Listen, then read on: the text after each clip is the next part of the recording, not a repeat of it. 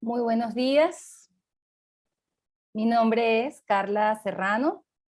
Soy profesora e investigadora en el Instituto de Investigaciones Jurídicas de la Universidad Católica Andrés Bello y a la vez formo parte de la Red por los Derechos Humanos de Niños, Niñas y Adolescentes de Venezuela, una coalición que agrupa actualmente como a una docena aproximadamente de organizaciones de la sociedad civil que trabajamos en la defensa, promoción y exigibilidad de derechos a niños, niñas y adolescentes. Me corresponde esta mañana cumplir el rol de moderadora en este foro que se titula Situación de la niñez migrante no acompañada y separada procedente de Venezuela. Para mí es un placer estar acá acompañada de Rocío Dutari de Save the Children, de Wilfrido Acuña de Care Ecuador y de mi compañero y colega de lucha y de trabajo constante en Venezuela, Carlos Trapani, que es integrante de SECODAP. El Centro de Derechos Humanos tuvo a bien organizar este foro que nos convoca en un tema tan importante, tan relevante, por las afectaciones que tiene, las múltiples afectaciones que tiene a los derechos humanos de los niños el encontrarse en esta situación de estar o separados de sus padres, representantes o tutores habituales, o no acompañados, e incluso en sentido mucho más amplio y más extendido, porque ya ni siquiera de ningún familiar que habitualmente cumpla ese rol o tenga esa responsabilidad. Ya están entrando las personas a la sala, les compartimos que se va en simultáneo al Zoom, se va a estar transmitiendo por YouTube en el canal del Centro de Derechos Humanos, y bueno, la sesión va a ser grabada, está siendo grabada en este momento. Creo que estamos muy bien de tiempo. La dinámica que se ha establecido es la siguiente: cada uno de los panelistas va a disponer de 15 minutos. Cuando falten como 3 minutos, yo haré una pequeña interrupción a los expositores para que sepan que se está terminando el tiempo. Después de los 15 minutos de cada uno de los panelistas, vamos a tener aproximadamente entre 25 y 30 minutos para el intercambio, para el diálogo, para responder las preguntas que ustedes planteen, y ya después entonces tendremos un cierre. Digamos que hemos estimado 1 hora y media para la actividad aproximadamente. La situación humanitaria, la crisis humanitaria de Venezuela en su complejidad, sabemos ya que tiene varios años, que lamentándolo mucho en este momento se nos presenta como una crisis más bien sin pronóstico, ¿no? Todavía no vemos claramente que se estén atendiendo las causas que originan esta problemática. Sabemos que en esta situación de crisis humanitaria, por supuesto, la migración forzada es un fenómeno que está presente, que afecta a toda la población, y el énfasis que queremos hacer en la mañana de hoy es con niños, niñas y adolescentes. Lamentándolo mucho, no solemos tener cifras oficiales emitidas por autoridades competentes del sistema de protección nacional, el sistema definido en Venezuela, que tiene a la cabeza un ministerio con competencia y que además tiene después como un segundo a bordo un instituto autónomo que es el Consejo Nacional de los Derechos del Niño, y la verdad es que no son autoridades que hagan reportes sobre este tipo de problemáticas. Sobre la niñez separada, sobre la niñez no acompañada, manejamos más información a través de las estimaciones que hacen organizaciones de la sociedad civil y de la academia. Entonces, bueno, en ese sentido, por eso es que en la mañana de hoy son los invitados y son los que van a tener la palabra para plantearnos esta situación. Entonces, sin más, vamos a darle, viene el turno Carlos Trapani, que nos va a hablar, va a hacer énfasis en los retos y dificultades que enfrentan los niños, niñas y adolescentes en Venezuela, y justamente las razones y circunstancias que explican en parte su salida.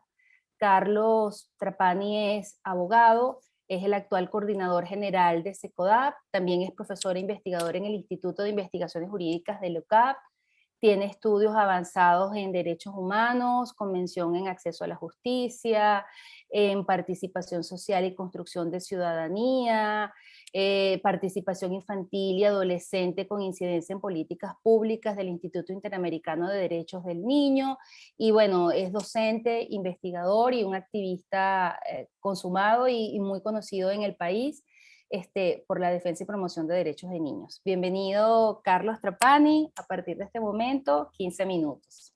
Gracias, Carla. Bueno, agradecidos a todos por el espacio. Yo creo que cualquier espacio que nos permita reflexionar, pensar sobre la situación de los niños, creo que vale la pena aprovecharlo al máximo. Sobre todo que la realidad de Venezuela cuesta mucho entenderla, sobre todo en otros países. En foros internacionales donde hemos participado siempre se preguntaba, bueno, si era una matriz mediática, si era un invento, si era algo, bueno, que fue construido intencionalmente para desestabilizar al país, y bueno, y no se creía. Creo que la emergencia de Venezuela se logró comprender en su justa medida cuando el migrante venezolano le tocó la puerta a los compañeros de otros países. Entonces ahí se dieron cuenta y dieron una mirada hacia lo que estaba ocurriendo en Venezuela, pero era una crónica de una muerte anunciada. Eran muchísimos años de denuncia, de incidencia, de movilización, alertando lo que ocurría en Venezuela, donde cómo pasamos de una crisis a una emergencia. Y bueno, y una de sus expresiones de la emergencia es el flujo migratorio. Yo voy a tratar de hacer un resumen en los minutos que nos quedan. Yo le voy a pedir, yo tengo un cronómetro acá, pero le digo a Carla que me apoye si me estoy acercando al tiempo, ¿no? Fíjense algunas dificultades para comprender el por qué los niños migran y por qué las familias migran. Y no es una lista taxativa, son algunas ideas generales que permiten contextualizar la problemática que se vive en Venezuela. Yo creo que hay que acuñar y hay que insistir en visibilizar que tenemos una emergencia humanitaria compleja y hay una coexistencia de contextos de adversidad. Fíjate que el movimiento de derechos humanos en Venezuela ha acuñado ese concepto. Cuando hablamos de emergencia humanitaria, siempre nos relacionamos a desastres naturales, deslaves, terremotos, pero hay otro tipo de emergencias que son provocadas por el hombre. Y la emergencia que ocurre en Venezuela viene de decisiones políticas y de un quiebre en el Estado de Derecho y una insatisfacción en el cumplimiento de los derechos humanos y una violación masiva. Eso es lo que hace que la emergencia en Venezuela sea compleja. La emergencia humanitaria compleja genera efectos devastadores, genera sufrimiento en la población y en función de ese sufrimiento, bueno, las personas optan la migración como una posibilidad de supervivencia. Entonces, el migrante venezolano no lo hace porque quiere, no es una decisión voluntaria, no es una decisión que la toma con libertad, sino está obligado por un contexto que le niega oportunidades. Y uno de los efectos más devastadores de la emergencia humanitaria es que te elimina la certidumbre. Entonces hay un contexto de además de insatisfacción, de incertidumbre, de inseguridad, y bueno, y eso te arropa la esperanza. Y en Venezuela coexisten muchos contextos de adversidad. Fíjate que venimos de un contexto de protesta que duraron meses. Después de las protestas vino un apagón que duró meses. Y después del apagón tenemos unos años en pandemia. Esas son las circunstancias que vive el venezolano desde hace al menos 4 o 5 años.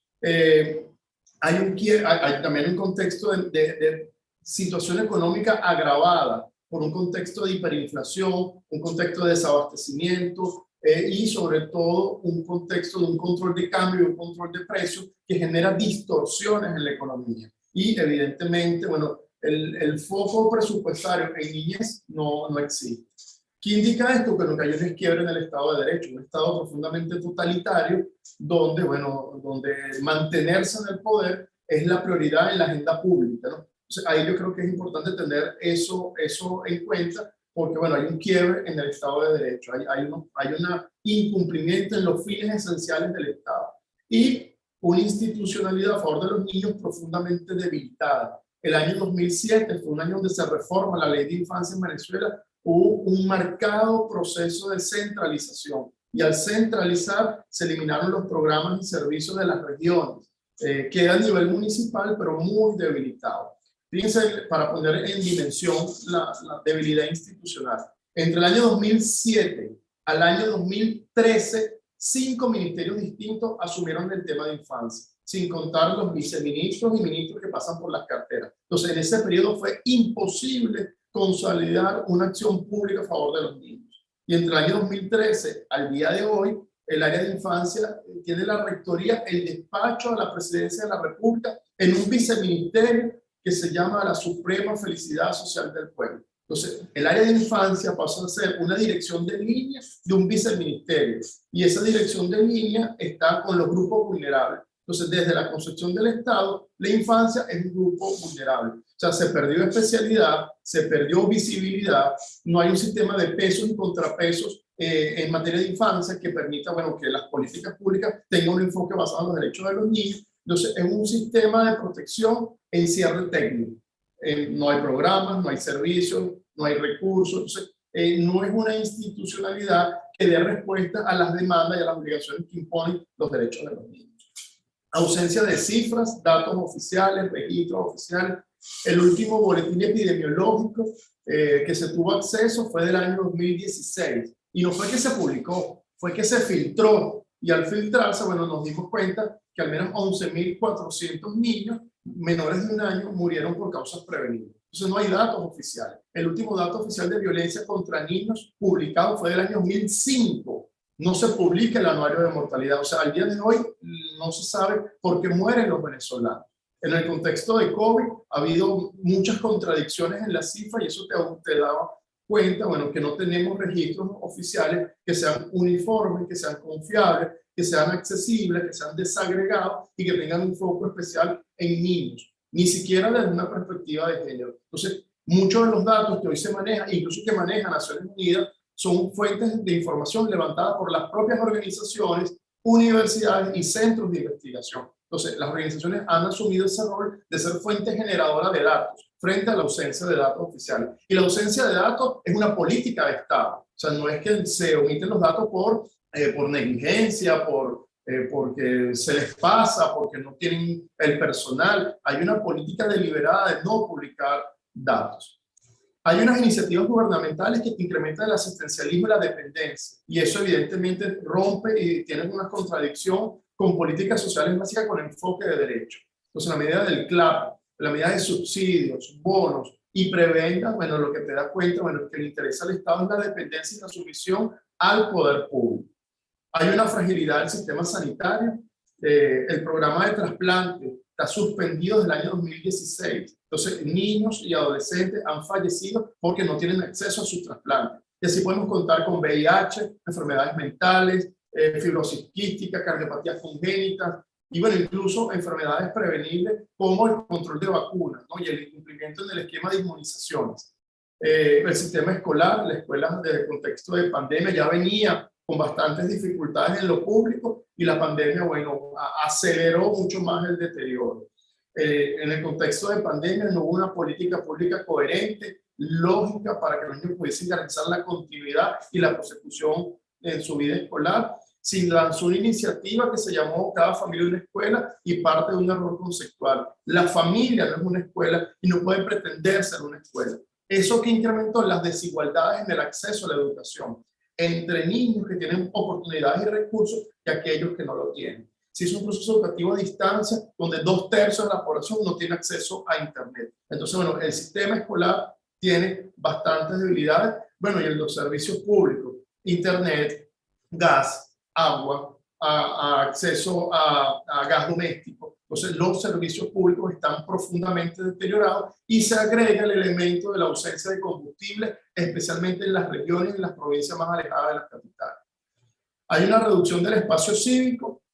Uno de los efectos perversos de la reforma de la Ley de Infancia del año 2007 fue cerrar los espacios de participación social en la construcción de políticas públicas. Las organizaciones de derechos humanos se han visto desbordadas en demanda, en solicitudes y en desarrollo de servicios que el Estado no cumple. Y a pesar de eso, a la sociedad civil se le criminaliza, se le estigmatiza, se le persigue y se le impone sanciones con marcos de legalidad. Entonces, persecuciones tributarias, negación de registros o dificultades en el acceso a financiamiento, dificultades en operaciones bancarias. Entonces, hay una reducción en el espacio cívico aunado a una política de criminalización y detención. Al día de hoy hay defensores de derechos humanos que están detenidos por desarrollar acciones humanitarias. Y hay unas problemáticas específicas que afectan a los niños, muchísimas, en el área de identidad, en el área de la salud, en el área de la educación, en el área de esparcimiento. Pongo un ejemplo, el pasaporte de Venezuela es el más caro del mundo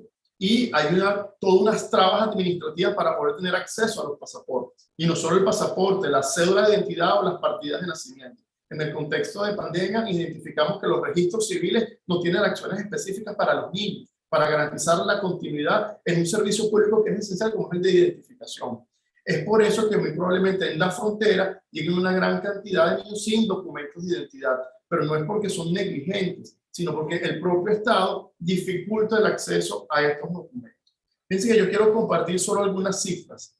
Muertes violentas de niños. Entre el año 2017 al año 2019, entre el Observatorio Venezolano de Violencia y SECODAP, contabilizamos 3.738 casos de muertes violentas de niños, niñas y adolescentes. Evidentemente, esta no es una cifra oficial, no representa la totalidad de los casos, pero lo que sí reflejamos es el incremento y las tendencias al alza, ¿no? A pesar que el año 2019 da una cuenta de una disminución, pero eso hay que saberlo leer, porque hubo una disminución, bueno, porque hubo un flujo migratorio de más de 5 millones de personas que te modifica la tasa de poblacional. Hay las operaciones de liberación del pueblo y las operaciones de exterminio que hizo el Estado en barriadas populares, evidentemente es un factor que incide en el número, y también el no registro, ¿no? Periodistas que cubren fuentes de suceso han reportado, bueno, que a los familiares se les coacciona para no denunciar muertes violentas de familiares, sino todo pasa a ser accidentes o muertes en averiguación. Pero tenemos una sociedad profundamente violenta. Fíjense que entre este periodo, de esos 3.000 casos, 2.291 correspondieron a homicidio y 463 correspondió a letalidad policial. Entonces, fíjense que la acción delictiva es la principal responsable de las causas de muerte. Sin embargo, también llamamos la atención sobre la actuación de los cuerpos policiales y militares que ocasionan muertes en niños y también en personas adultas. Fíjense que de violencia... Carlos. ¿Cómo voy? ¿Cuánto me queda? Dígalo. Como 3 minutos, estimado Carlos. Rápidamente. Fíjense que nosotros contabilizamos 28 suicidios de niños y adolescentes entre enero y agosto de este año. 5 casos de intento suicida. En total, 33 casos de violencia autoinfligida en niños y adolescentes. ¿Qué te demuestra este dato? El compromiso en la salud mental de los niños. Bueno, un niño como ahora se preocupa por lo que tiene que comer, se preocupa porque sus padres se fueron, cómo se modificó la estructura familiar producto de la migración y cómo la paternidad y la maternidad se ejerce a distancia a través de una red social, se incorpora el elemento de la pandemia, bueno, y eso ha generado todo un descalabro. Entonces, puedo pasar todo el día dando algunos indicadores, pero en términos de qué hacer, ¿cuáles son los retos? Bueno, políticas públicas básicas y políticas de protección especial respetando los mandatos de la Convención de los Derechos del Niño. Datos, registros que nos permiten identificar la magnitud y el alcance de la problemática que afecta a los niños. El fortalecimiento del sistema de protección y del Estado en su conjunto. Eso que implica incrementar la capacidad técnica, operativa y financiera para una adecuada atención. El fortalecimiento de los procedimientos y los recursos de protección. El venezolano hoy está a la deriva. Y al estar a la deriva, por eso es que la migración se considera una opción. Y es una migración forzada. Y creo que hay 2 recomendaciones que estoy incorporando en esta presentación, que es el reconocimiento y apoyo a las iniciativas de la sociedad civil. La sociedad civil está contribuyendo a aliviar el sufrimiento. No lo puede todo, ahí requiere un esfuerzo mancomunado con las autoridades, pero es necesario que la sociedad civil no se criminalice, no se persiga, y el marco de la cooperación internacional. Hemos hablado mucho en foros internacionales sobre protocolos transfronterizos para la protección de la infancia, y estos espacios nos permiten problematizar y hacer un esfuerzo mancomunado y común para proteger a los niños, especialmente en contexto de migración, ya sea que migran solos o acompañados, pero no perder de vista a aquellos niños que se quedan en Venezuela, pero pierden el contacto de sus padres producto de la migración, que es lo que hemos denominado niñez dejada atrás. Entonces, bueno, esta es una pastilla de un complejo contexto que está afectando a los venezolanos, y la tendencia no es a mejorar. No hay ninguna acción tomada desde el Estado que permita dar algún tipo de alivio o mejoría a estos indicadores. Entonces, bueno, nosotros insistimos que la migración en Venezuela es pendular y siempre hay un evento interno que lo detona y bueno, hay que estar preparados, bueno, para proteger a los niños independientemente del lugar donde se encuentren, porque es un derecho que tienen todos y cada uno de ellos. Carla, te dejo hasta acá. Muchísimas gracias.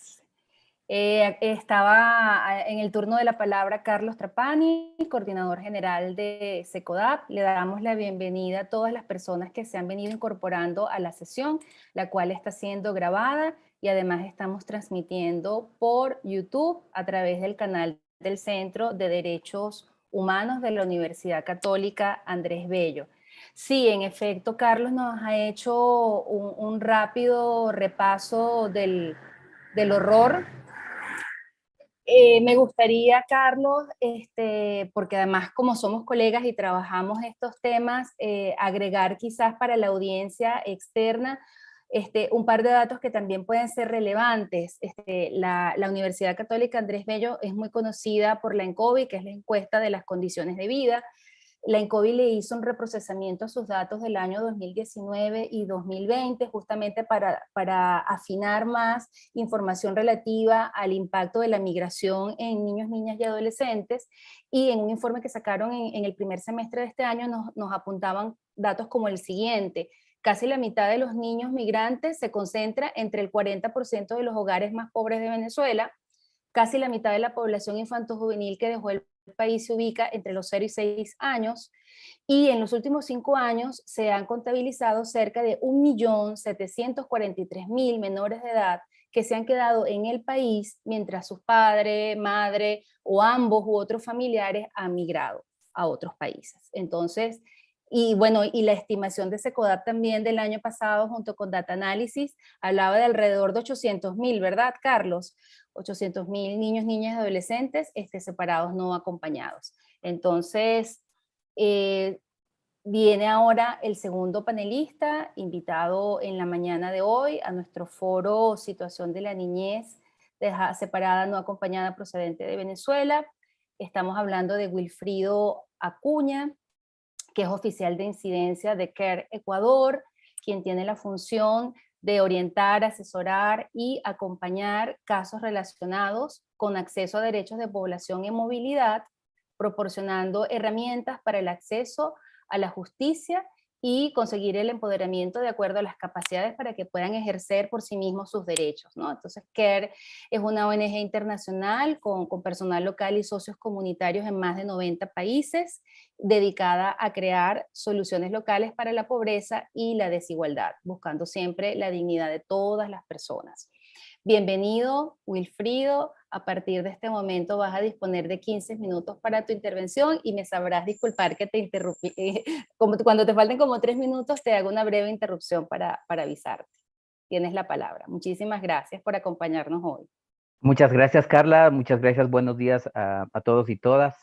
Y todes, creo que quiero aprovechar este espacio para buscar un mecanismo con lo que acaba de hablar el compañero anterior, Carlos.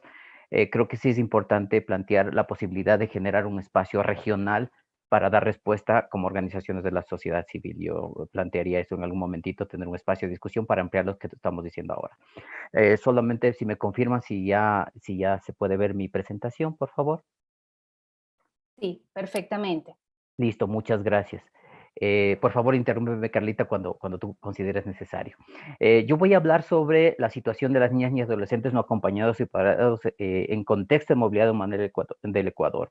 Y ahí quería plantearles un pequeño antecedentes para un poco contextualizar lo que está pasando. En el Ecuador tiene una amplia historia, es una pequeña historia de emigración e inmigración. Históricamente tiene una fuerza.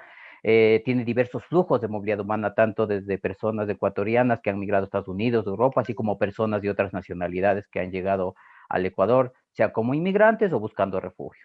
Desde 1995 se han registrado diferentes flujos migratorios provenientes de Colombia, Perú, Cuba, Haití, incluso de origen extracontinental. Entonces, un poco para entender cuál es la magnitud, por qué Ecuador tiene una historia en tema de migración. Sin embargo, desde el 2017, la situación económica y política de Venezuela ha provocado una oleada vertiginosa de venezolanos y una crisis sin precedentes, ¿ya? Especialmente a Colombia, Ecuador, Perú y otros países de América Latina. Se estima que al menos 4.5 millones están en América Latina y Ecuador, perdón, América Latina y el Caribe de población venezolana. Al menos 1.1 millones de niños, niñas y adolescentes han salido de Venezuela en los últimos años. Muchos de ellos viajan separados de sus familias o no acompañados. Si bien muchos de ellos están en procesos de reunificación familiar debido al endurecimiento de las políticas migratorias, enfrentan dificultades para completar su viaje y quienes viajan como parte del grupo familiar ven comprometida su permanencia en el país de acogida. O sea, no pueden ser víctimas de riesgo de devoluciones, inclusive pues, de desapariciones, pero ya vamos a ir más adelante a esos temas. Para enero del 2020, 354.538, esto es un saldo migratorios oficiales, de ciudadanos venezolanos han ingresado al Ecuador de forma regular y se han quedado. Esto es como un saldo migratorio que es importante. Extraoficialmente se considera que al menos 500.000 personas de nacionalidad venezolana se encuentran en el Ecuador. De ellos, el 73% están en situación irregular y el 80% en necesidad de protección internacional. Según el ACNUR, el monitoreo de protección realizado, el 39% son niñas, niñas y adolescentes menores de 19 años, de los cuales el 83% únicamente cuenta con el registro de nacimiento, evidenciando la imposibilidad de cumplir con requisitos, quedándose en irregularidad migratoria, expuestos a riesgos de reclutamiento por redes criminales. Entonces, esto creo que es muy, muy importante. ¿Cómo viajan los niños, niñas y adolescentes? Bueno, con papá y mamá, 13%. Solo con mamá, 47%.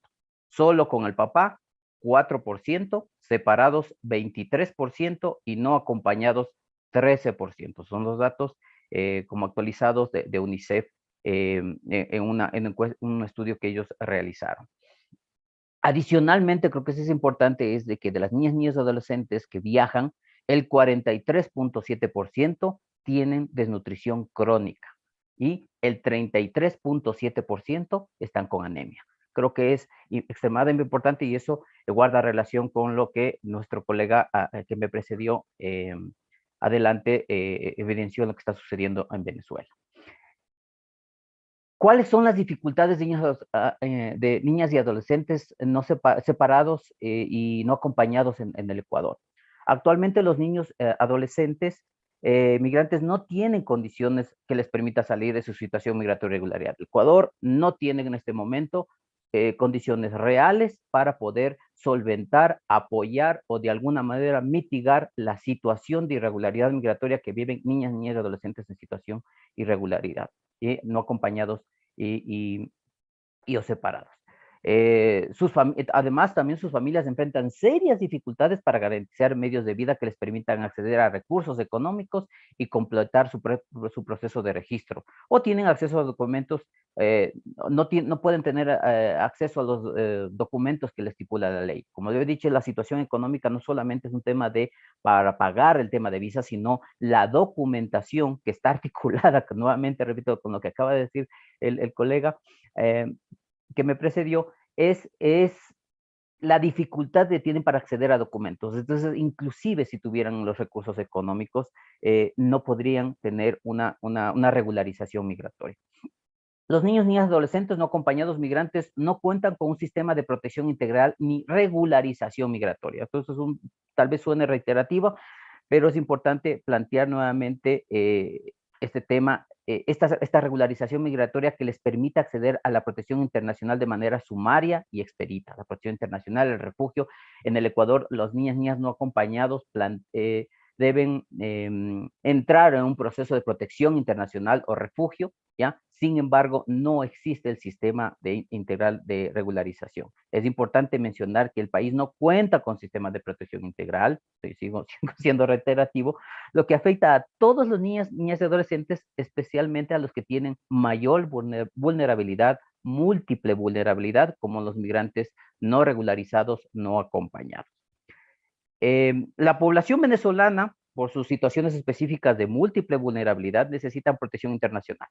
Eso lo dice la Defensoría del Pueblo de Colombia, yo ya lo he planteado el año pasado, entre las que están niñas, niñas, adolescentes no acompañados separados, mujeres y niñas embarazadas o madres lactantes, personas con orientación sexual e identidad de géneros diversas, LGBTIQ+, personas en condiciones de discapacidad, adultos mayores, entre otros. Entonces, creo que eso es importante, que requiere una atención especializada de acuerdo a sus especialidades. Creo que me pasé un poquito. La condición de irregularidad de los niños, niñas y adolescentes tienen impactos en el ejercicio de sus derechos económicos, sociales y culturales. Creo que eso es importante, es que si no tienen regularidad, no pueden acceder con facilidad, con normalidad a los demás recursos, al tema de educación, al tema de salud, al tema de, por ejemplo, el tema de educación es permanencia y luego poder culminar sus estudios por falta de documentación. O sea, pueden entrar a la institución educativa, pero no pueden promocionarse porque simplemente no tienen los documentos para poder registrarles. La Defensoría del Pueblo del Ecuador considera que hay un alto número de niñas, niñas y adolescentes no acompañados o que se encuentran con familias sustitutas o familias ampliadas que están en situación de calle, que además se encuentran fuera del sistema educativo. ¿Ya? Por lo tanto, hay una mayor exposición a sufrir violencia sexual en todos los ámbitos. Hay mayor vulnerabilidad al embarazo infantil y adolescente. Creo que eso es importante destacar. Hay que señalar como una alarma sobre esta situación. Hay una mayor tendencia al matrimonio infantil y a las uniones precoces que violentan los derechos humanos de las niñas y adolescentes, ponen en riesgo su desarrollo físico y psicológico y repercuten profundamente sobre su salud, sobre su educación y su entorno de protección. Hay una necesidad de información sobre derechos sexuales y reproductivos que les permita identificar y prevenir situaciones de violencia y abusos sexuales.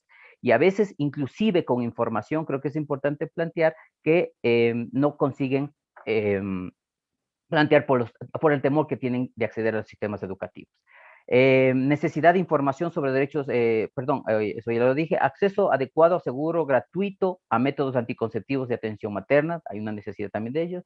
Hay una necesidad de ejercer el derecho a decidir sobre la interrupción del embarazo por violación y, por supuesto, derecho a la justicia, garantía de no repetición y restitución de sus derechos a través de las instancias de regularización, de protección y de salud integral. En el Ecuador, ¿qué pasa con la normativa? Por un lado, al lado izquierdo, ustedes miran que tenemos que el Ecuador tiene una amplia protección en el tema de la normativa. La Convención de los Derechos Niños, el Ecuador es suscriptor de la Convención, la Convención Internacional de la Protección de los Derechos de todos los trabajadores migratorios y sus familiares de la OIT, y la Constitución tiene una gran amplia gama de garantías que da a la población, niñas y adolescentes y en situación de movilidad humana, ¿ya? La Constitución reconoce al Ecuador que es un país de origen de tránsito, destino y de retorno migratorio, determina que las niñas y adolescentes, mujeres embarazadas, personas en movilidad, forman parte del grupo de atención prioritaria, que reciben atención especial tanto en el ámbito público como en privado. El Código de la Niñez y Adolescencia garantiza la igualdad y no discriminación de niñas y adolescentes que viven en el Ecuador. Y finalmente se planteó un protocolo muy interesante, ¿ya?, de protección especial para niñas, niñas y adolescentes en contexto de movilidad humana, donde están planteados el tratamiento que se debe dar a las niñas, niños y adolescentes no acompañados y separados. Sin embargo, este procedimiento, esta ruta en la implementación no ha terminado de tener resultados satisfactorios. Realmente se queda con una serie de vacíos a pesar del esfuerzo de algunas organizaciones de la sociedad civil de impulsar este protocolo. Sin embargo, con permiso, Wilfrido, te anuncio que estamos ya en la recta final. 3 minutos. Gracias. Excelente, muchísimas gracias, Carla. Y en la política, el Ecuador existe un amplio discurso, por un lado es el discurso del gobierno, que es garantista de derechos humanos, sin embargo, no tiene procedimientos para plantear, no hay propuestas y como dice, la situación migratoria en el Ecuador en este momento está absolutamente en el limbo. Finalmente, ¿cuál ha sido la atención desde la sociedad civil? Entonces ahí debemos plantearnos en algunas actividades que la sociedad civil, las organizaciones de la sociedad civil lo hemos estado haciendo. Entonces es una especie de recopilación de lo que hemos estado haciendo entre organizaciones de distintos espacios, tanto locales como de cooperación internacional. Asistencia, atención y asistencia que tiene que ver con la humanitaria en todas las áreas, ¿ya? Asistencia legal, psicológica, apoyo a la nutrición, acompañamiento, asistencia humanitaria, provisión económica de multipropósito, kits de higiene, en las condiciones que vienen, participación en la incidencia de instancias estatales, creo que ha sido uno de los espacios donde le hemos dado para hablar con las autoridades, proporcionándole algunas herramientas, capacitaciones, propuestas, no voy a detenerme en cada uno de estos porque creo que es importante visualizarlos nada más, albergues y casas de acogida, provisión de espacios seguros para que puedan tener acceso a estos espacios, combate a la xenofobia y discriminación, campañas sobre este tema que es muy fuerte aquí en el Ecuador respecto a la situación de xenofobia y discriminación. En el tema de educación, da un acompañamiento para el acceso y permanencia en el sistema educativo que ha sido muy complicado, no solamente por el tema de autoridades, sino también por los chicos adolescentes que simplemente desisten de participar.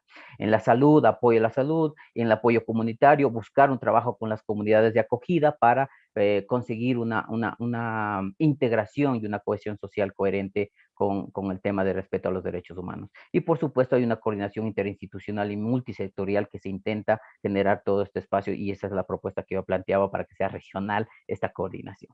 Finalmente, ¿cuáles son nuestro compromiso? Yo creo que ahí plantearles algunos de los. Nosotros queremos incidir en la declaratoria de la inconstitucionalidad a las reformas de la Ley de Movilidad Humana. Tenemos una Ley de Movilidad Humana que ha estado periódicamente cambiando, modificándose, un reglamento que no termina de plantearse todavía para la ejecución de esta ley, ya, porque están afectando a los derechos de niñas, niñas y adolescentes migrantes, refugiadas en situación de vulnerabilidad. Creo que esa es una de las cosas que nosotros nos estamos planteando como retos, ¿ya? Exigir una política nacional para la niñez y adolescencia y que esté incluida como prioridad en el Plan Nacional de Desarrollo 2021-2025 de este gobierno que recién empieza digamos, unos 6 meses, entonces plantear esa posibilidad. Nosotros queremos apoyar la realización de estudios cualitativos y cuantitativos sobre las implicaciones de las medidas impuestas en la pandemia sanitaria en la salud mental de niñas y adolescentes. Y finalmente queremos continuar y realizar líneas de trabajo y estrategias orientadas a garantizar derechos y acceso y acceso a servicios públicos y gratuitos de salud sexual y reproductiva de mujeres, niñas y adolescentes, con énfasis en el sector de situación de movilidad humana y en las comunidades vulnerables de acogida. Entonces, una de las cosas que es importante es que, si bien es cierto, damos atención, se quiere dar atención a niñas y adolescentes, se plantea dar respuesta a todos, porque también hay niñas y adolescentes no acompañados o separados de otras nacionalidades, incluida la ecuatoriana, y que están en situación de vulnerabilidad. En ese marco se pretende generar propuestas para que el Estado pueda generar líneas y planes y programas de intervención directamente a niñas y adolescentes. Y obviamente el tema de la regularización, nuevamente sigo siendo reiterativo en este tema, es extremadamente importante porque si es que se plantea unos programas, no puede existir sin la regularización migratoria. Carla y colegas, muchísimas gracias. Dejo ahí para cualquier momento se puedan hacer las preguntas. Muchísimas gracias. Excelente, Wilfrido, en los 15 minutos. Sí, muy interesante. Ya Carlos Trapani te ha hecho algunas preguntas. Yo también me quedé con algunas inquietudes que para el momento del diálogo y el intercambio hacia el final de todas las exposiciones podemos profundizar, porque sobre todo en la parte de la respuesta de la sociedad civil, creo que sí, que hiciste el paneo, el mapeo general rápido, pero sí me gustaría que pudieras de repente dedicarle unos minutos más a comentarnos un poco, quizás la iniciativa que consideres que está funcionando mejor, la que está resultando más exitosa para los niños, ¿no? Entonces, de nuevo, te agradecemos muchísimo tu intervención. Seguimos, vuelvo a dar la bienvenida, si hay alguna persona que se haya incorporado al foro en este momento. Viene nuestra tercera y última panelista de la mañana. Estamos hablando de Rocío Dutari, quien es asesora regional en incidencia en migración en la Oficina Regional de Save the Children en Panamá. Por supuesto, SAFE es una organización internacional ampliamente conocida, con más de 100 años de trayectoria, que tiene presencia en más de 120 países, defendiendo los derechos de niños, niñas y adolescentes. Gran parte de los esfuerzos que hace SAFE se centran en influir en la agenda política y en el proceso de toma de decisiones para conseguir cambios y mejoras en la vida de los niños, niñas y adolescentes. Te damos la bienvenida, Rocío, para que nos hables ahora tú un poco de esas medidas en la cooperación internacional, tema que ya ha sido apuntado, que ya ha sido señalado. Como en las ocasiones anteriores, cuando te falten aproximadamente 3 minutos, te interrumpo muy brevemente. Gracias y bienvenida. Muchísimas gracias, Carla. Ante todo, buenos días a todos y todas. Es un gusto compartir este espacio para la reflexión en un tema tan relevante que nos preocupa a todos y todas, como es la situación de los niños, niñas y adolescentes migrantes no acompañados. Por lo que agradecemos de manera muy especial esta invitación del Centro de Derechos Humanos de la Universidad Católica. Tendemos nuestro saludo a nuestros colegas que nos antecedieron, Carlos Trepani, Wilfredo Acuña, y bueno, a ti principalmente, Carla, por esta bienvenida, y así como a todos los y las participantes. Quiero aprovechar este espacio también para resaltar la importancia de los estudios que han llevado a cabo desde la universidad, principalmente el de Pequeños en Movimiento, que ha arrojado datos importantes sobre la situación de la niñez migrante no acompañada o separada de Venezuela, que hemos utilizado en diferentes espacios estratégicos para abordar la situación de esta población en particular. Como bien refleja este estudio, los niños y las niñas están entre los grupos más en condiciones de mayor vulnerabilidad de estos flujos migratorios, principalmente los niños, niñas migrantes no acompañados, que son los que están más impactados, pero que a la vez son los menos visibles. Encuentran dificultades para recibir asistencia humanitaria, tales como las transferencias monetarias, enfrentan discriminación y xenofobia en sus ámbitos comunitarios y en las escuelas, en el mercado laboral en algunos casos, y están en mayor riesgo expuestos a la violencia. Para hacer referencia a las plataformas regionales, que es lo que se me ha solicitado comentar, comentarles que en el año 2018 el Secretario General de las Naciones Unidas comisionó a la OIM y a la ACNUR a crear una plataforma de coordinación interagencial en el que participan agencias de las Naciones Unidas y organizaciones de la sociedad civil para coordinar la respuesta en los 17 países en los que han sido impactados por la migración en Latinoamérica y el Caribe. A nivel del sector de protección de esta plataforma, que existe la plataforma regional que a su vez coordina con las plataformas nacionales. Por ejemplo, en Colombia se llama el GIFIN, en el caso de Perú se llama GTRM, y en otros países pues tiene otras denominaciones. La idea es apoyar los esfuerzos gubernamentales en la medida de lo posible, para, para evitar la duplicación de esfuerzos y la mayor optimización de los recursos. Específicamente en el tema de la niñez migrante no acompañada, este año se ha estado trabajando en un mapeo de la información disponible, con los datos que se tengan de los últimos 3 años, lo que no ha sido fácil, identificar los lugares donde se están captando esta información, verificar si son fuentes oficiales o secundarias y cuáles son los marcos legales específicos que existen en cada país que difieren entre uno y otro. Además de eso, se está trabajando en un diagnóstico regional en todos los países que forman parte de la plataforma, incluyendo los países del Caribe, porque como ustedes saben, hay países como República Dominicana, Trinidad y Tobago, Guyana, entre otros, que están recibiendo también personas migrantes venezolanas. También hemos estado trabajando en una campaña que está siendo liderada por Save the Children, pero en conjunto con todas las organizaciones del sector de protección, para visibilizar la situación de la niñez migrante no acompañada de Venezuela, promover cambios estratégicos. Esta campaña está dirigida a tomadores de decisiones, a población migrante, para explicar cuáles son los riesgos de la migración forzada en estas condiciones, y también cuáles son los espacios de apoyo que pueden encontrar en las rutas de tránsito y los países de acogida para promover la protección de los derechos de la niñez y la adolescencia. Para el próximo año se programa la realización de estudios de monitoreo en fronteras. Esto ha sido bastante limitado este año por los cierres de frontera y por las medidas de confinamiento. No es que haya disminuido la cantidad de niños y niñas, al contrario, se está viendo un aumento, pero no ha sido posible captar esos datos por las dificultades de estar en terreno durante todo este periodo. Y también se va a estar trabajando en una guía de transferencias monetarias para personas menores de edad no acompañadas.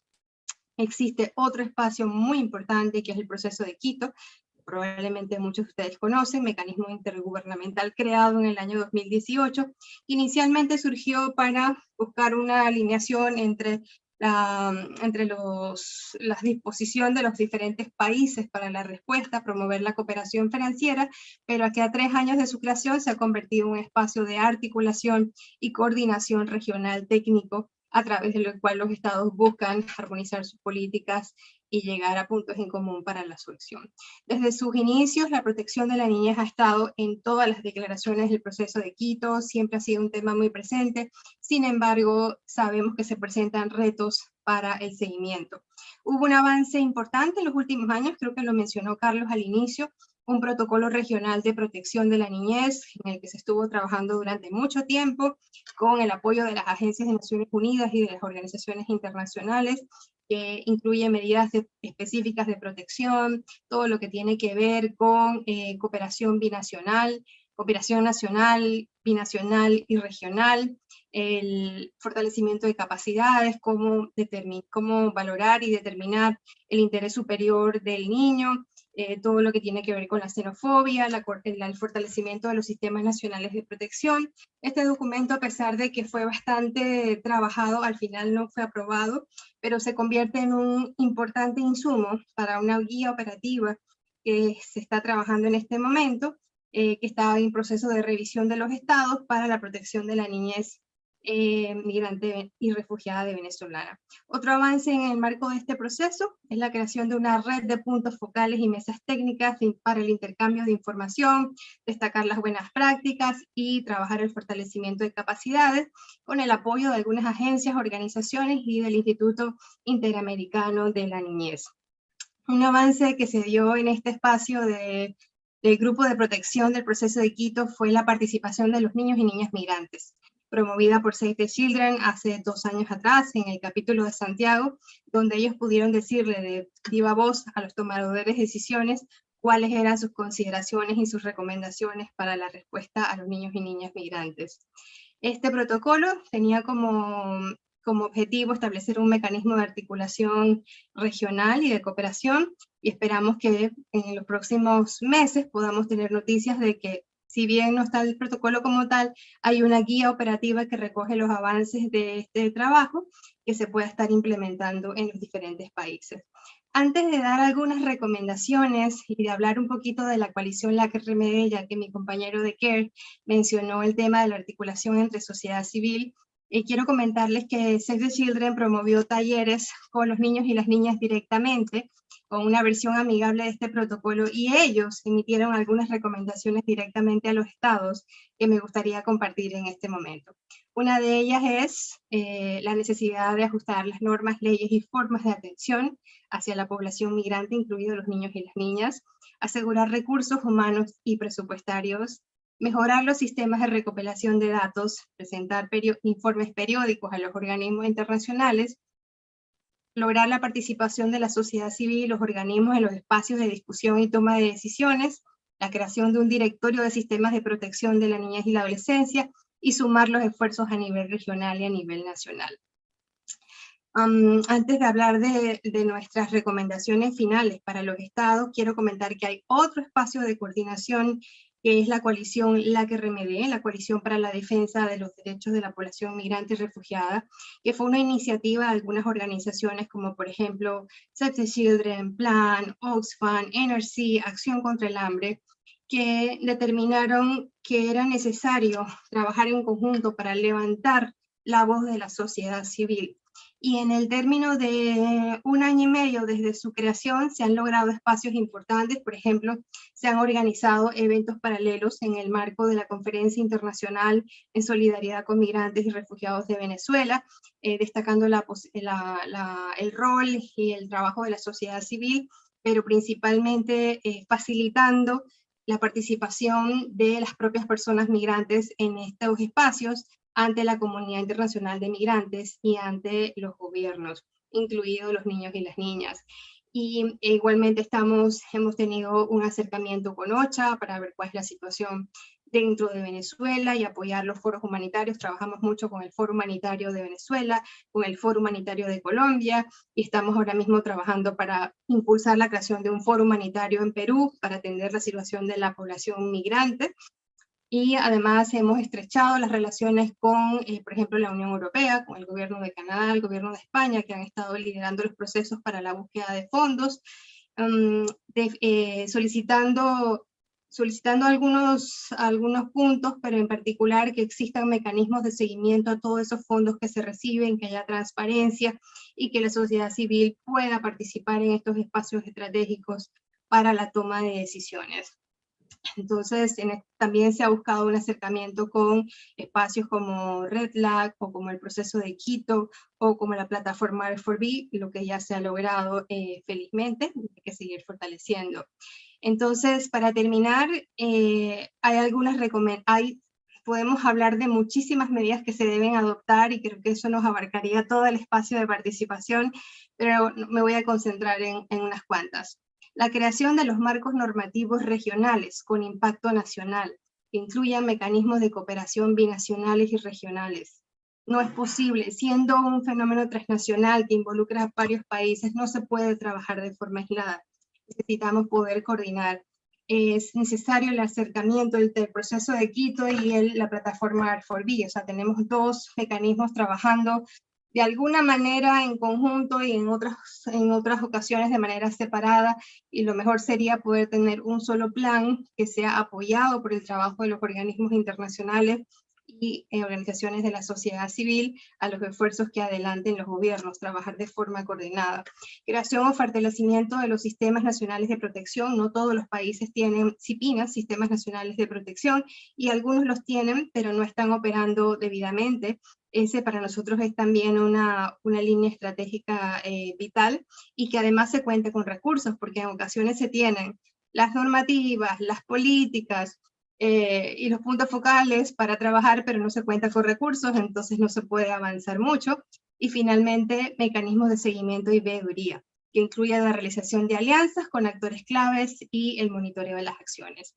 Para terminar, les dejo una consideración de Sara, adolescente migrante de Venezuela, que nos dice: este es un proceso muy difícil para todos, en especial para los niños y niñas. Nadie nos preguntó acerca de migrar, simplemente pasó. Y este pensamiento de Sara, este sentir, nos llama a la reflexión sobre la necesidad de redoblar esfuerzos cada día en todos los espacios y a todos los niveles para asegurar la protección de los derechos humanos de la niñez migrante, en este caso de Venezuela. Entonces, muchísimas gracias por el espacio.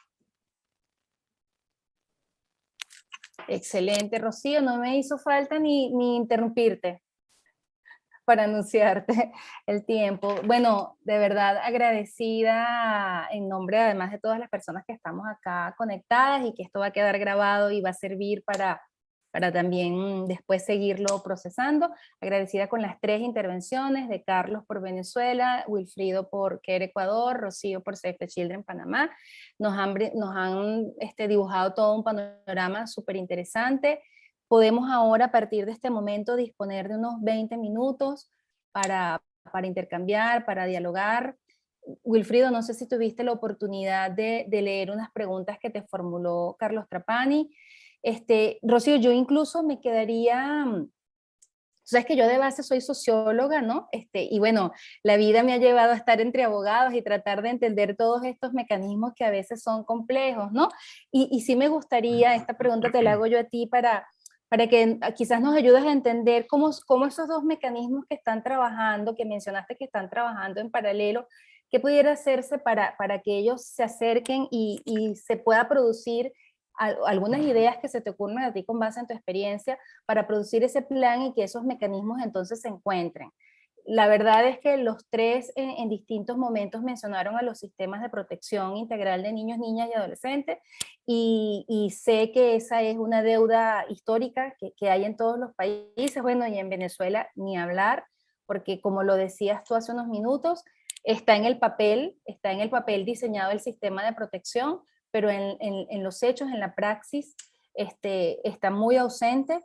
Y yo incluso me atrevería a usar una palabra más fuerte, yo diría que hasta con indolencia, totalmente ajenos a lo que está ocurriendo con todas las categorías de infancia y con la niñez migrante, con la niñez que está en esta situación de estar separado o no acompañado, igual, ¿no? Entonces, bueno, si quieres comenzamos, Wilfrido, comentando allí las preguntas que te hizo Carlos y por favor los invitamos a que quienes tengan otras inquietudes nos las planteen, que se las hacemos llegar a los panelistas. Sí, gracias, Carla. A ver, Carlos me hizo 3 preguntas que pueden traducirse en 4. ¿Cuál es la cantidad de niñas, adolescentes no acompañados en el Ecuador? Ya, entonces, bueno, es una pregunta así. Oficialmente, ya, se intenta agruparlos de un solo lugar, un refugio, no, o sea, realmente no. Ya, a ver, primero, la primera parte es que no se tiene cifras oficiales y específicas concretas de cuántos niños no acompañados. El único dato más cercano que se tiene es el que le compartí hace un rato, es el tema de UNICEF, que habla de un 13% de población no acompañada y un 23% de población de niños, niñas y adolescentes separados, ¿no? Todavía es un poco más relativo el tema de los separados porque vienen para reunificación familiar, ¿ya? O para unificarse con el resto de sus familiares que ya están en Ecuador. Pero hablando solamente de estos 13%, podríamos decir, el Estado ecuatoriano, de las cifras oficiales que se tiene del Estado ecuatoriano en enero del 2020, se plantea que existe de población venezolana 354.600 venezolanos del Ecuador. Si nosotros le planteamos desde el 13%, entenderíamos que vienen niñas y adolescentes no acompañados 46.098, ya 46.000 más o menos de niñas, adolescentes no acompañados. Nosotros creemos que son muchos más la población venezolana del Ecuador y que consideramos que son al menos 500.000 personas. Si planteamos ese mismo porcentaje, estaríamos llegando a un número de 65.000 niñas y adolescentes no acompañadas. ¿Se les pone en un solo lugar? No, vienen dispersos, absolutamente entran a la frontera por plazos, está cerrada la frontera por plazos clandestinos, ingresan, se insertan, tienen contactos, se unifican y el contacto que se tiene es a nivel individual, ¿no? No es que vienen por grupos, por individual. Entonces las organizaciones intentamos darles atenciones directas en el marco de que ellos se acercan y ahí implementamos acciones de acompañamiento. Yo creo que eso es importante. No hay un refugio para ellos, hay casas de acogida en donde se intenta ponerlos allá, pero para ponerlos en la casa de acogida, como son menores de edad, necesitan una orden de una autoridad que es la Junta Cantonal de Protección de Derechos y que eso toma su tiempo y a veces nos dificulta porque vienen en condiciones difíciles. No hay un refugio y se intenta darles albergues y se intenta también darles la mayor cantidad de asistencia en todos los ámbitos en la medida de lo que se puede plantear. Entonces, y de estos 54.000 o 46.000, 65.000 niñas y adolescentes, realmente no han recibido la atención de todas las organizaciones que estamos en el Ecuador. Creemos que no han recibido la asistencia. Mucha gente simplemente pasa a Perú, están en tránsito o simplemente no tenemos contacto con ellos. ¿De dónde podemos encontrar el protocolo de atención? Yo en este momento les voy a compartir el link para que puedan acceder todo el mundo a este protocolo de atención que había de niños, niñas y adolescentes. Ya, ahí es un documento largo que es el oficial, y ahí está en la parte final, está el protocolo, cómo funciona, quiénes son las autoridades y cómo deben dar la atención a niñas y a adolescentes. Respecto a la otra pregunta, ¿hay políticas de reunificación familiar? Política estatal no existe, el Ecuador no tiene políticas, la institución ministerial, que es el Ministerio de Inclusión Social en el Ecuador, no tiene nada, ninguna política relacionada con niñas y adolescentes en movilidad humana. No la hay, no la tiene. y creo que desconoce sobre esa materia, y si es que la conoce, no implementa absolutamente nada. Se tiene contacto con la Embajada de Venezuela. A ver, ahí voy a plantear dos niveles. El uno es la sociedad civil. Creo que las asociaciones de migrantes venezolanos, de venezolanas, ha sido uno de los elementos que ha tenido mayor contacto con la Embajada de Venezuela en Ecuador. Creo que es un elemento fundamental que ha generado un tema de ejercicio de derechos. Las organizaciones no gubernamentales mantenemos contacto eventual por algunos puntos específicos para promover, pero lo que nosotros intentamos es promover la participación de la población venezolana para que acceda a su gobierno de alguna manera. Entonces yo creo que uno de los elementos interesantes son las asociaciones de migrantes, de venezolanos, que han generado un espacio muy interesante y de participación directa en el ejercicio de sus derechos. En la otra parte, el gobierno sí, el gobierno sí ha generado un contacto para temas y casos especiales, para vuelos humanitarios específicamente, pero siempre ha manejado un bajo perfil. No hay posición pública en relación con el reconocimiento o no reconocimiento del gobierno venezolano en este momento. Simplemente se maneja un tema diplomático para generar temas humanitarios de atención, pero no hay, y no creemos que vaya a haber algún pronunciamiento respecto a eso.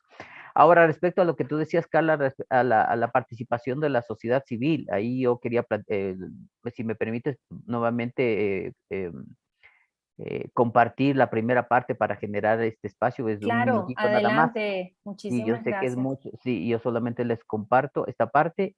Ya, a ver, aquí en el tema de la sociedad civil, el esfuerzo que estamos haciendo como sociedad civil es que una de las acciones, si me dices la parte más importante, yo creo que la parte más importante es que hemos logrado articularnos, o sea, siendo muy generoso también ahí, ¿no? Obviamente que es relativo, articularnos como organizaciones para brindar la asistencia en distintos multisectoral y de distintos ámbitos, ¿no? En asistencia legal, psicológica, humanitaria, de todas las organizaciones que estamos trabajando en el Ecuador, ¿no? Entonces, aportando en el Ecuador. Asistencia humanitaria, atención, albergues, y hemos logrado articularnos. El GTRM, que lo planteó también Rocío, creo que es un elemento que aquí funciona en el Ecuador, está funcionando, nos hemos articulado, hay mesas de incidencia en las provincias, a nivel nacional, entonces, eso, a mesas de movilidad humana que se llaman acá, ha generado un tema de trabajo multidisciplinario y multisectorial para dar respuesta en atención humanitaria, principalmente en atención y acceso a derechos. O sea, yo creo que ahí, si nosotros le planteamos cuál ha sido el elemento fundamental, la articulación para dar respuesta. Y el otro elemento fundamental es cómo nosotros logramos incidir en la autoridad local. Nacional es un poco más compleja, pero en lo local sí hemos conseguido que las participaciones de alcaldes, de las juntas cantonales de protección de derechos que hay en cada cantón, en cada ciudad, funcionen en algunas, ¿no? Obviamente hay muchísimas, pero estamos hablando en donde hay mayor flujo de población venezolana. Ahí es donde estamos generando un trabajo para fortalecer capacitaciones. Por ejemplo, el día de mañana vamos a dar una capacitación para intendentes, comisarios, sobre derechos humanos y movilidad humana, que implica un esfuerzo a través de una universidad en una de las provincias. Entonces, creo que sí es importante, que sí hemos generado un proceso, pero obviamente los retos que le habíamos planteado son mucho más grandes. Hay que reconocer que también hay debilidades en este espacio, no conseguimos dar asistencia a todo el universo, y simplemente a veces nos sentimos solos porque hay una ausencia casi total del Estado ecuatoriano para atención a población venezolana, y principalmente niñas y no acompañados. Muchas gracias, hasta ahí me quedo. Muchísimas gracias, excelente. Rocío, si quieres tomar la palabra para un poco comentar lo que yo te planteé y agregar cualquier otro punto en el que quisieras extenderte. Porque de hecho yo también tomé nota, mientras te escuchaba, de que hablaste de una red de puntos focales, y si sobre ese punto también puedes extenderte un poquito, creo que sería interesante. Sí, cuando me preguntas qué se requeriría hacer para lograr una interacción, voluntad política. O sea, realmente el proceso de Quito es el mecanismo intergubernamental en el que participan los países, y la plataforma R4B es agencias de cooperación Naciones Unidas y organizaciones internacionales, nacionales y locales. Entonces, desde la coalición LAC-RMD, que sí me gustaría compartir la página web, ahora te las dejo ahí. Estamos hablando de 22 organizaciones que trabajan en el sector humanitario y que tienen una experiencia de trabajo. Estamos hablando de Plan, CARE, de Aldeas Infantiles, de Oxfam, de la Federación de la Cruz Roja Internacional, de NRC, de Bethany, de diferentes organizaciones que han estado trabajando, y nuestra idea es poder sumar esfuerzos para incidir en estos espacios. Es una coalición que trabaja la incidencia, no la respuesta humanitaria. Entonces, en nuestro plan de incidencia que estamos trabajando actualmente es promover específicamente que se tenga, que la sociedad civil tenga una participación en este proceso de Quito y que se pueda aportar la experiencia de la sociedad civil y también tener el espacio para promover la defensa, ¿no? Y la participación de los propios migrantes, que debe ser el eje central de todos los esfuerzos de coordinación. Yo pensaría que la plataforma Arobi está abierta. En algunos países se ha logrado. Por ejemplo, Colombia trabaja bastante cerca con el GIFIN, que es el grupo de la plataforma nacional, quizás en otros países, pero no en todos. Entonces, lo ideal sería es que si tenemos estas dos grandes plataformas, que podamos estar alineados, que logremos además una participación de la sociedad civil, y hacia allá apuntamos, porque creemos que entre más esfuerzo, mejor utilización de los recursos y mayor impacto a favor de las personas. Cuando se habla de la visa humanitaria, bueno, en un principio, si ustedes recordarán, a muchos países del sur, Ecuador, Chile, Colombia, emitieron algunas medidas temporales para regularizar a la población por un tiempo determinado, pero como estamos hablando de una crisis que va a estar sostenida en el tiempo, que va a ser parte de nuestra realidad en los próximos años, acuérdense que la migración venezolana, hablamos del segundo movimiento más grande del mundo detrás de Siria, en cantidad de personas y en vulnerabilidades.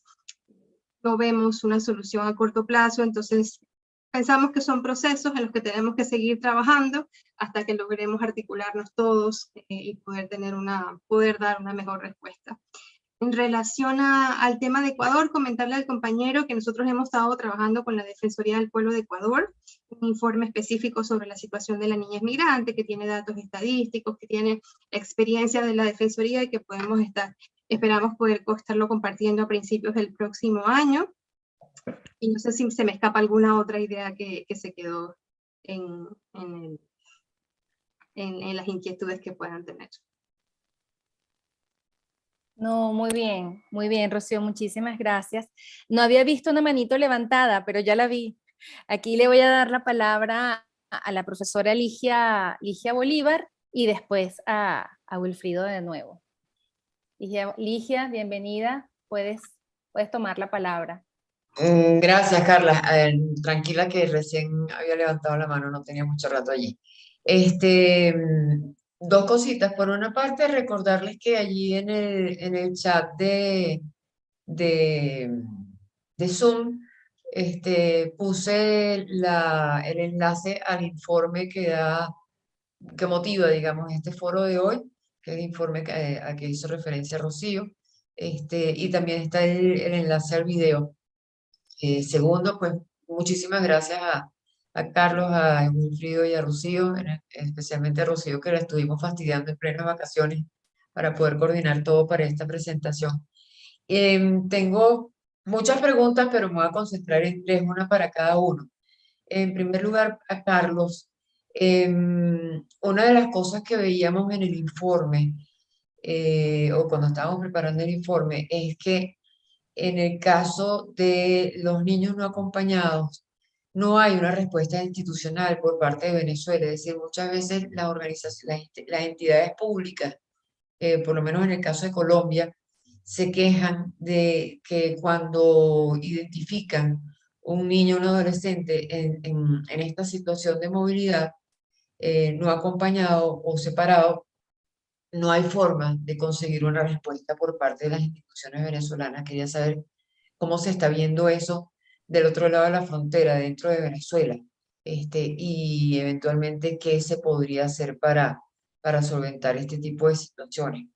En segundo lugar, para Wilfrido quería preguntarte, o sea, comentar que, bueno, de nuevo, un hallazgo que encontramos en la investigación es que parece no haber políticas, tú hablabas muy bien de un protocolo y ojalá que eso sea el comienzo de un desarrollo mayor en este tema, pero lo que identificamos en general es una falta de políticas para niños, niñas y adolescentes que están en proceso de movilidad, es decir, las instituciones públicas de los países receptores están preparadas para tratar con niños en situación de calle, con niños maltratados, con niños que están en alguna situación de riesgo o que tienen algún conflicto con la ley, pero no para tratar con niños que no necesitan estar internados porque no tienen un problema de conducta ni un riesgo de ese tipo, sino que van en tránsito para de pronto desarrollar una situación de reunificación familiar, por ejemplo, ¿no?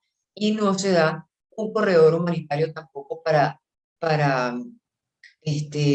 atender esta situación, porque bueno, no se les permite seguir su viaje si son identificados en Venezuela, perdón, en Colombia, y aspiran a llegar a Ecuador o a Perú, no se les facilita el viaje porque no hay un adulto que lo autorice. Resulta que termina siendo entonces el perro que se muerde la cola. ¿Cómo están viendo ustedes este tipo de retos? Y por último, para Rocío, recientemente me correspondió hacer un viaje a la zona de Coclí, entrada a esa cosa espantosa que es el tapón del Darién, y nos estamos encontrando ya niños no acompañados en esta región. Encontré yo personalmente un muchachito de 17 años.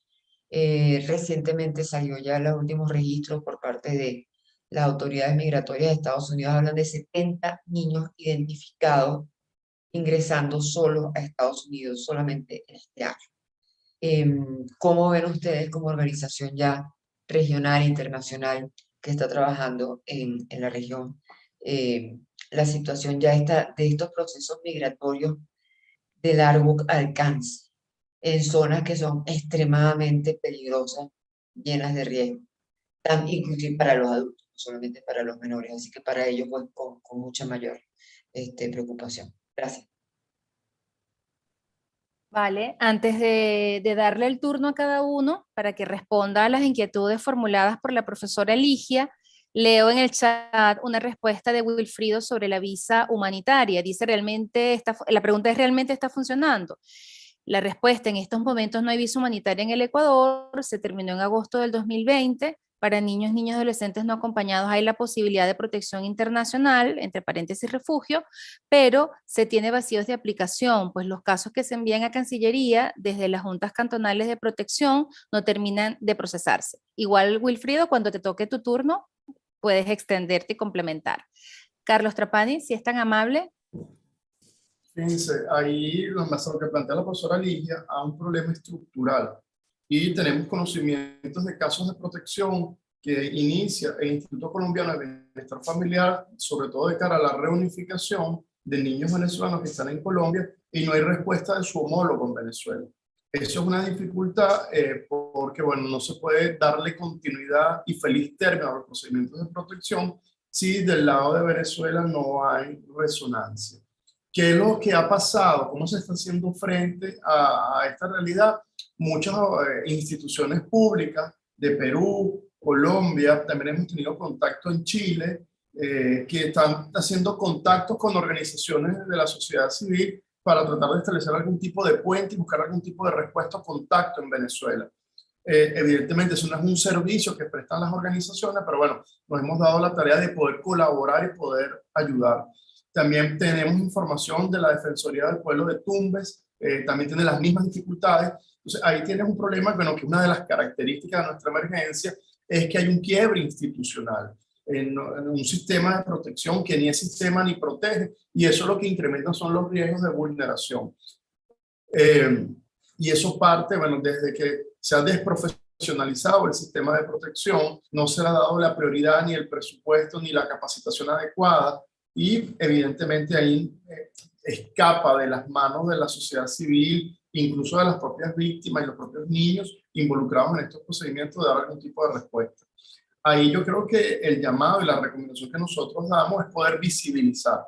En la medida que las distintas autoridades hacen eco de las debilidades en la respuesta, de las debilidades en los procedimientos, en esa medida, bueno, se puede hacer presión incluso a nivel interno para poder tratar de incrementar una mejor y una mayor articulación, pero es una debilidad real y es una de las características de nuestra emergencia.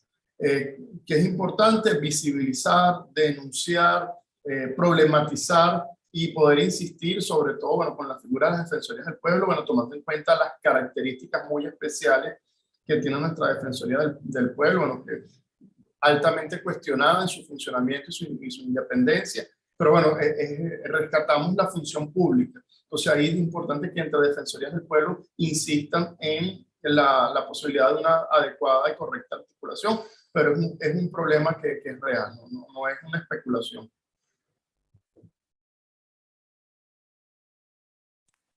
Nos están llegando más intervenciones, tenemos la mano levantada de Marcia. Vamos a escuchar las respuestas de Wilfrido Rocío y te doy la palabra, Marcia, para tu pregunta o tu intervención.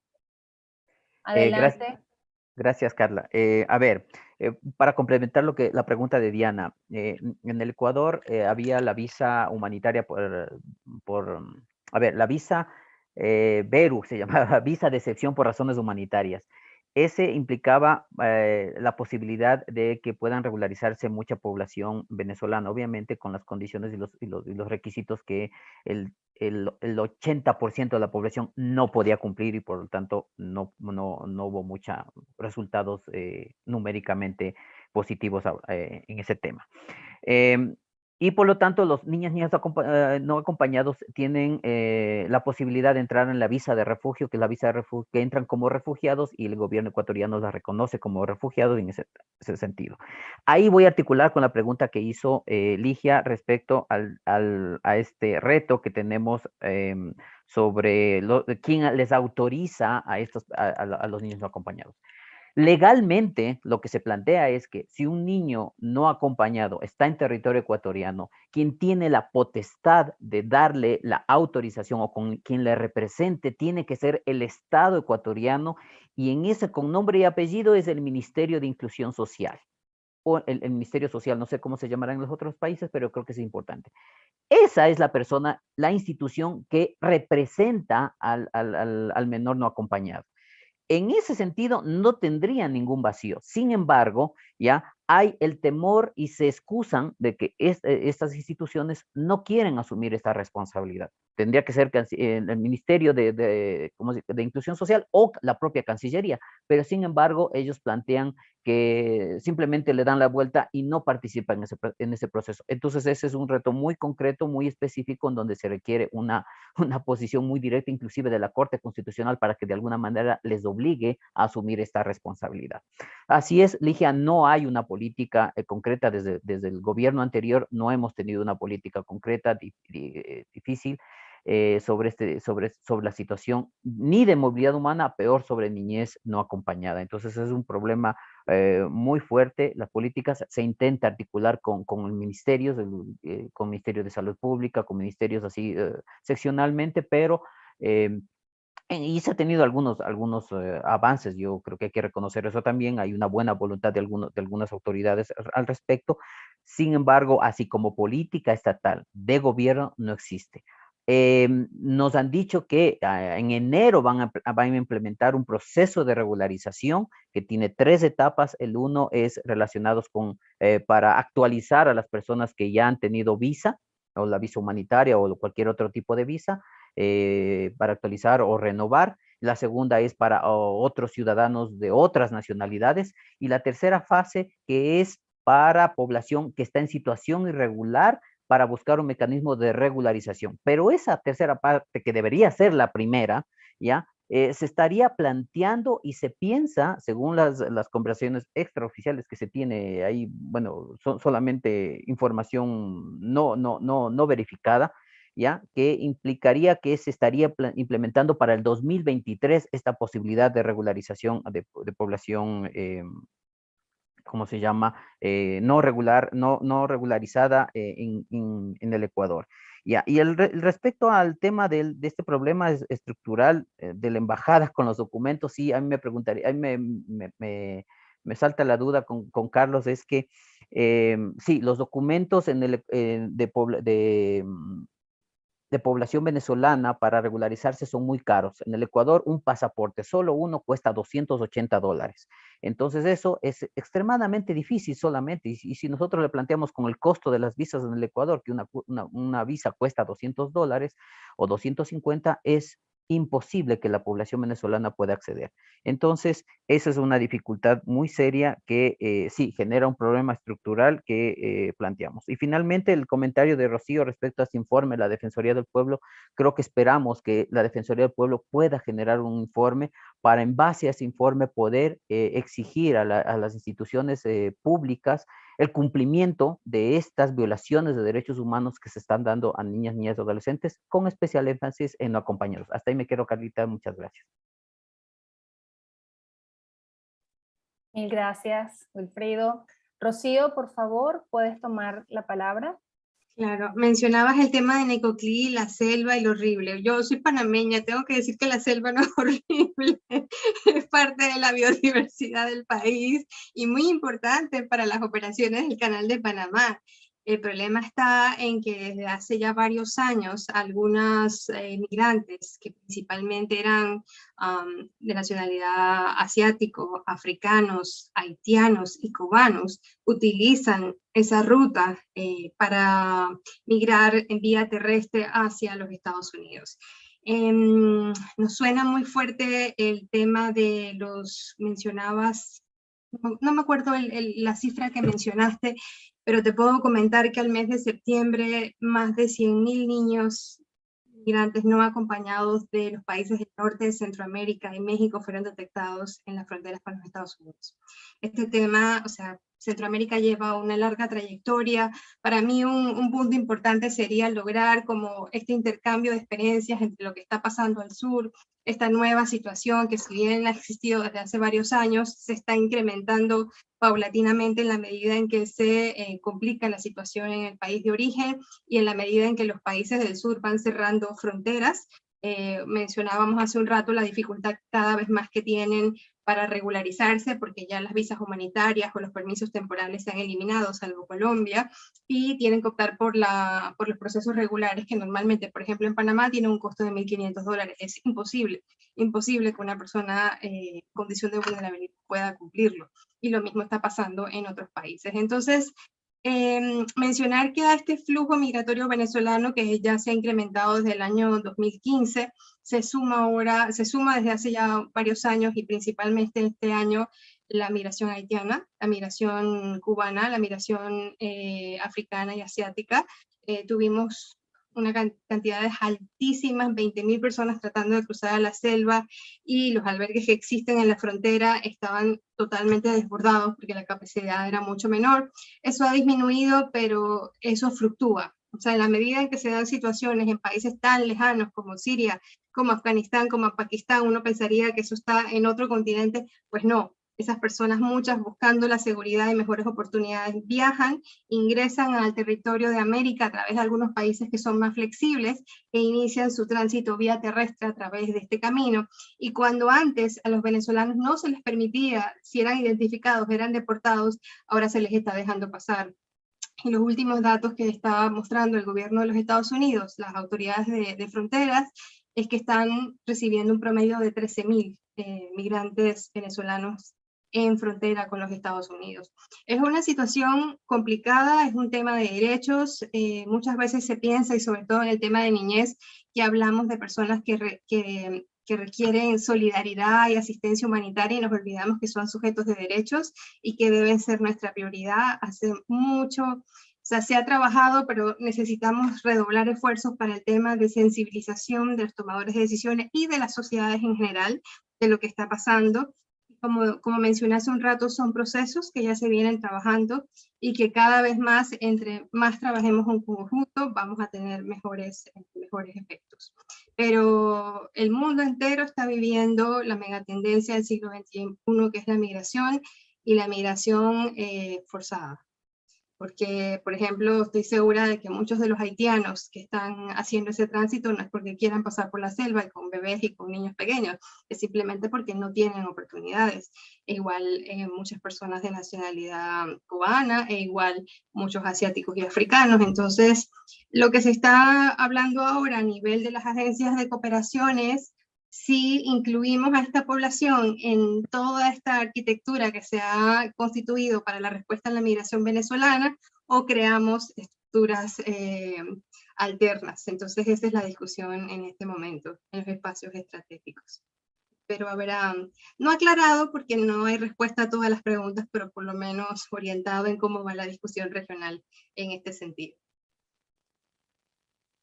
Muchísimas gracias. Antes de dar de nuevo turnos de palabra, vengo al chat para leer algunas intervenciones. María Fernanda Ineco de la UCAP nos dice que cobra importancia la figura de la colocación familiar en Venezuela para la protección de los derechos de los niños, niñas y adolescentes separados o no acompañados, solo que, advierte, la colocación no estaba ni está diseñada para estos casos de migración forzada.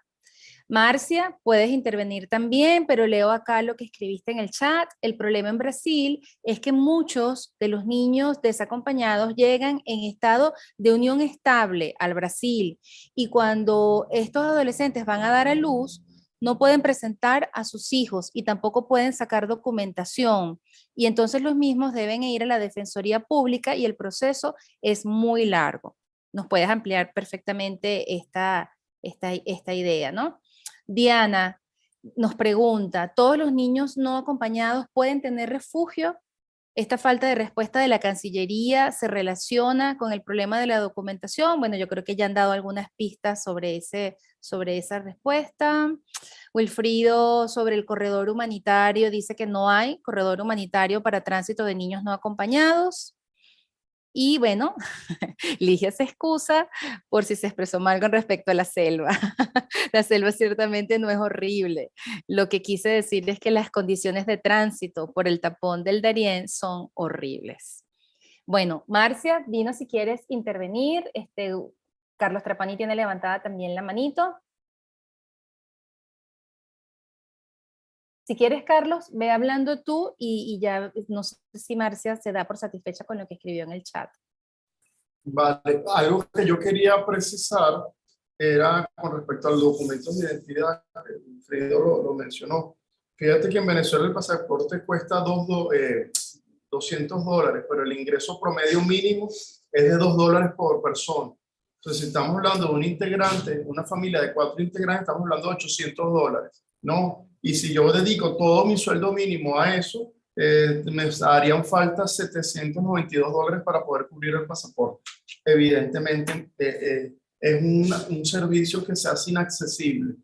Y también hay que tomar en cuenta no solo el pasaporte, sino otros documentos de identificación que hay en Venezuela. Previo a la pandemia ya hubo muchísimas dificultades en el acceso a cédulas de identidad, que es el DNI para muchos países. Hubo una caída del sistema dactiloscópico y muchos niños con cédula no tienen registros oficiales. O sea, ahí hay una dificultad que todavía no sabemos a ciencia cierta cómo la Oficina de Identificación de Venezuela le va a hacer frente. Y el programa de cedulación ya venía suspendido prepandemia. Y en la pandemia se volvió a suspender, o sea, le dio continuidad a la suspensión. Hubo un intento de retomar algún programa de cedulación en algo que nosotros tenemos, que es una jornada flexible y otra jornada radical. Pero bueno, la calidad de los servicios y la capacidad de dar respuesta a la demanda es insuficiente. Entonces, el problema es que no sabemos al día de hoy cuántos niños no están cedulados. Y en un estudio que hizo Secodap, y está en la página web de la organización, hicimos un análisis en pandemia sobre las oficinas de registro civil. Y hicimos un monitoreo en 13 oficinas de registro civil en el área metropolitana de Caracas. Hicimos un estudio durante una semana flexible y durante una semana radical, cómo era el funcionamiento del registro civil. Registro civil que por ley en Venezuela es de carácter esencial y por lo tanto no puede ser suspendido. A pesar de eso, bueno, el registro civil se suspendió. ¿Qué encontramos? Que habían oficinas abiertas, otras cerradas, que habían horarios distintos dependiendo de la oficina. Entonces, ¿qué encontramos en términos generales? Menos oficinas abiertas, menos personal, menos horas de atención y no acciones diferenciadas para los niños. Porque pareciera que en pandemia los niños no nacen. Entonces, bueno, ahí hay una dificultad importante de identificación y, bueno, los registros con muchísimas dificultades. No hubo una campaña, una estrategia para poder garantizar la continuidad de la identificación. Entonces, nosotros intuimos que los niños recién nacidos o de muy corta edad que lleguen a frontera, lleguen sin documentos de identidad, bueno, por estas dificultades operativas en el registro civil. Y se suma los papeles de seguridad, que son las constancias de nacimiento, que es el documento que se le da al niño al nacer, que es un documento que emite el Ministerio de Salud, donde se colocan datos del nacimiento y las huellas dactilares y plantares del niño. Ese documento, esa hoja certificada, bueno, hubo dificultades en la entrega. Bueno, tanto fue la dificultad que UNICEF cubrió la demanda del papel de seguridad. Entonces, hay unos temas estructurales que limitan el ejercicio del derecho a la identificación. Y también las familias tienen una coyuntura muy compleja. O gasto el dinero que tengo para comer, o gasto el dinero para ir a sacar un documento de identidad que probablemente ni me atienda. Entonces, son tensiones muy complejas y nosotros reconocemos y valoramos la importancia del derecho a la identidad porque es la puerta de entrada al goce de otros derechos. Es el acto jurídico más trascendente de la vida de una persona, pero hay unas dificultades importantes en la realidad venezolana. Y estamos hablando de Caracas, que es la capital, el asiento de los poderes públicos. La realidad en las provincias y en las zonas más alejadas es mucho más dura, es mucho más compleja. Entonces tengan esto en cuenta, sobre todo para los protocolos de atención y la forma como abordamos y nos aproximamos a los niños migrantes que lleguen a otros países, sin documentos de identidad. Listo, Carlita. El espacio del diálogo y del intercambio ha estado muy bueno. Wilfrido, te voy a dar el turno a la palabra y ya con eso vamos a ir cerrando para ser respetuosos del tiempo de todas y todos. Muchas gracias, Adelante. Carlita. Y me disculpo por el tema, pero lo que No, pasa es que creo que como las preguntas, creo que sí es importante ampliar. Diana planteó la pregunta de que si todos los niños no acompañados pueden tener refugio. Sí. La doctrina internacional determina de que los niños no acompañados por su condición tienen derecho a la protección internacional y por lo tanto tienen que entrar en un proceso de refugio. Sin embargo, eso es lo que no está ocurriendo.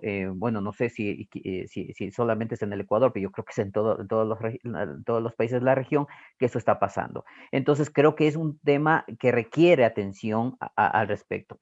Y la otra pregunta es, bueno, y en porcentaje, el porcentaje es entre el 5, obviamente es una apreciación nada más, no es un porcentaje que tiene una validez científica al respecto, pero se cree que entre el 5 y el 10% acceden, de los niños no acompañados, acceden al refugio. El resto se queda en el limbo.